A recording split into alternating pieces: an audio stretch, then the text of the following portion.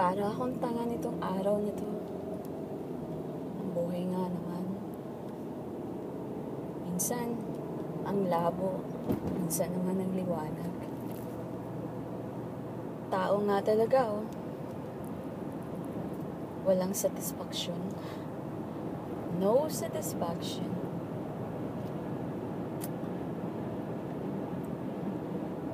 Para akong timang. Nagpa-flashback lahat. Lahat itong araw na to.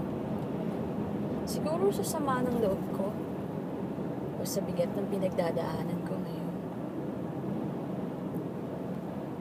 Para akong baliw. Kinakausap ko yung sarili ko. Minsan tinatanong ko, tama ba na nandito ako? Tama ba na malayo ako sa pamilya ko? At saka tama ba na iniwan ko yung sariling bayan para sa kinabukasan ko at para na rin sa mga mahal ko sa buhay? Na sana hindi mo na kailangan itanong kasi alam mo na ang sagot.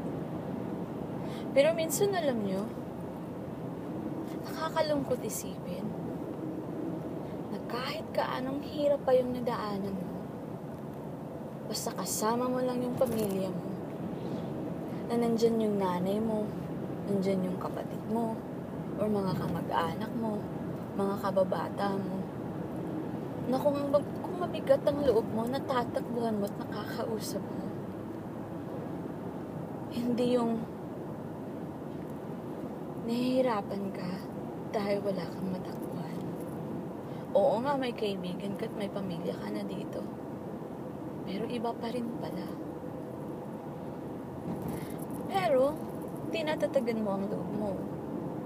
Kailangan mo maging strong. Kasi sa realidad, nakakatulong ka na. Yung bang hindi nakatulad noon,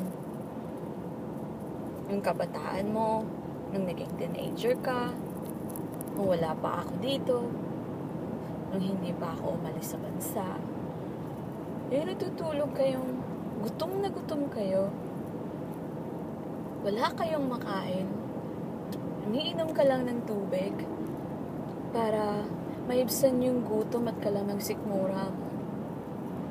Tapos din, minsan, yung nilagang luya, niluluto ng nanay mo, ini-steam ng nanay mo, pinapainom sa'yo. Pero alam mo, wala ka pa rin kakainin kinabukasan. Kasi, wala kayong bigas. Kaya nga wala kayong kinain kinagabihan dahil wala kayong kakainin. Ay, Diyos ko, inay ko. Ang hirap. Yung minsan ka lang sa isang taon nakakakain ng pansit. Yung minsan sa isang taon, or minsan wala, hindi ka nakakatikim ng spaghetti.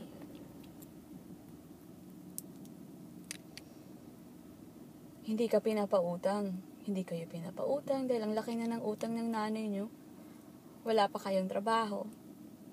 Parang nagsasaka lang kayo kung sinong may magpapasaka sa bayan nyo, sa lugar nyo.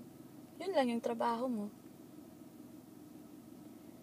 Pinipilit mong magbenta ng kahit na anong klaseng gulay para lang makakain. Yung naglalaba ka buong hapon, kapalit nun 1 kilong bigas. Yung may nangaaway sa inyo dahil may utang kayo o may hiram kayo na kailangan yung bayaran pero hindi nyo mabayaran. Yung naaawa ka na sa nanay mo dahil parang nagtatrabaho na parang kalabaw para lang mabuhay kayo. Tapos ngayon, nakaalis ka na, nakapagtrabaho ka na, nandyan ka na, nakarating ka na sa Cayman Island, nandito na ako ngayon sa US, nakakain na ng 3 beses yung pamilya ko, nakakabili ka na ng 1 sakong bigas na alam mo maglalast na yun ng halos 1 buwan at hindi na sila magkakarandara pa. kung ano pa yung sasaingin nila or kung ano yung kakainin nila kinabukasan dahil alam mong nakapagpadala ka na ng pera at may kakainin na sila at may mabibili na silang pagkain or pangangailangan nila sa araw-araw. Pero sa likod nun, ikaw na napalayo sa kanila, nalulungkot ka. Kasi kapalit nun, hindi mo sila kasama.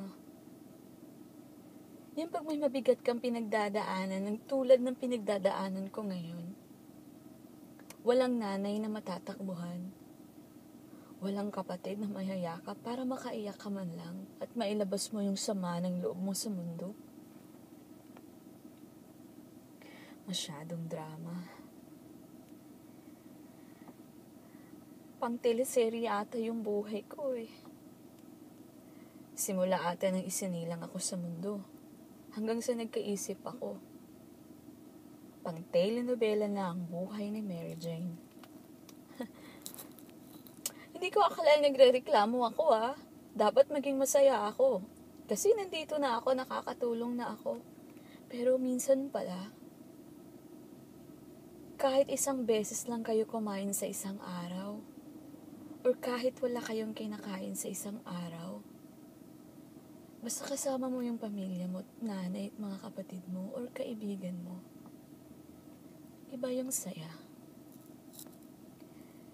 Iba yung saya kumpara sa nakakain ka ng 3 beses sa isang araw, nakakatulong ka, pero gigising ka na lang sa umaga, ikaw lang mag-isa. Kasi ang layo nila sa'yo. Gusto mo bang tumakbo? Gusto mo man silang kausapin? Parang hindi. Imposibleng mangyari. Kung may kaibigan ka nga dito, may pamilya ka nga dito. Pero iba. May best friend ako dito, si Maricel.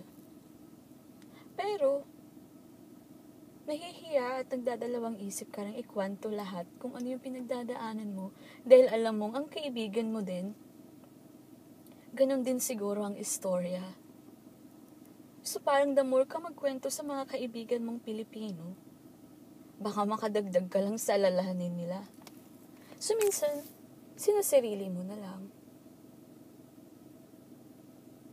Hindi ko pinagsisihang nandito ako sa US. Nagpapasalamat ako sa bansang to at malaki ang respeto ko dito. Dahil sa pagtatrabaho ko dito, binigyan ako ng pagkakataon na maging matapang, maging masinop, maging matalino, at madiskarte. Ang buhay nga naman, oh. Tao talaga, oh. Wala talagang satisfaction. Parang nandyan na, nagre-reklamo pa. Tulad ko. Ang lungkot. Ang lungkot. Siguro tong buhay ko, kung ikwento ko sa inyo isa-isa, maniniwala kayong pang telenovela o pang teleserye o pang drama or di kaya pang maalaala mo kaya. Kulang na lang magtumbling ako sa mundo. Pinipilit mong gawin yung tama dahil alam mong may ginawa kang mga mali noon. Ayaw mong makasakit ng tao dahil alam mong yung mga mahal mo sa buhay noon, nasaktan mo. Pilit kang lumalaban, pilit kang maging matatag. Kasi alam mong may nagmamahal sa'yo. Hindi mo man sila kapiling, pero alam mong nandyan sila. Hanggang ngayon, pinagbabayaran ko pa at pinag-isipan ko pa kung paano ko pa ituwid yung mga nagawa ko sa nanay ko at sa pamilya ko. Yung sa kabataan mo, Dahil sa mga puppy love na yan at sa mga pagmamahal mo sa boyfriend mo or sa anuman, parang pilit mo nang iwan yung pamilya mo, alang-alang lang dun dahil nagmahal ka lang. Naakala mo yun na. Yung ipagpalit mo yung nanay mo sa lalaki, tapos yun pala saktan ka lang. Sana di ko nagawa yun. Hindi ko pinagsisihan yun ha.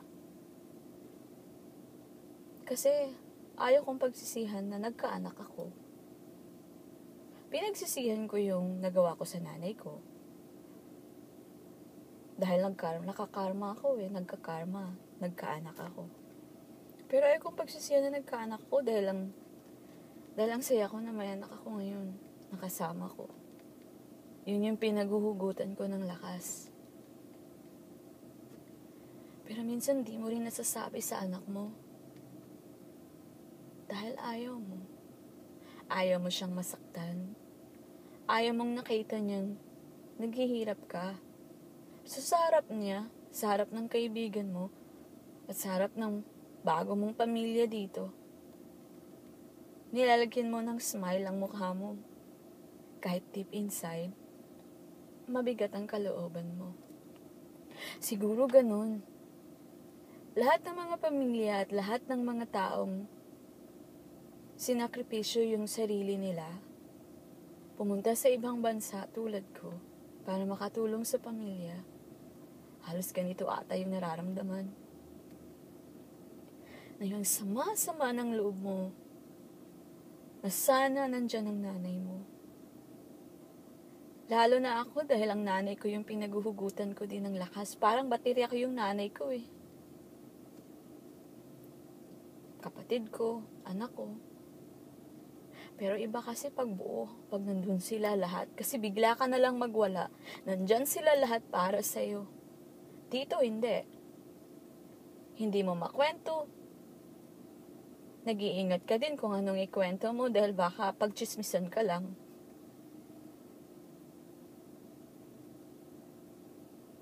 Sama-sama ng loob ko. Masakit. Kasi akala mo, yung taong tingin mo, light and shining armor mo, yun pala yung manliliit sa'yo. Yun pala yung mananakit ng kalooban mo. Pero alam mo, sinilang ata akong palaban. Sinilang ata akong go lang ng go. Pero, parang timang dahil nagko-complain. Kinakausap yung sarili. Nagsasalita na parang baliw. Minsan kasi, pag nagsasalita ka, pag sinasabi mo yung kung anong nasa kalooban mo, nakakagaan siya.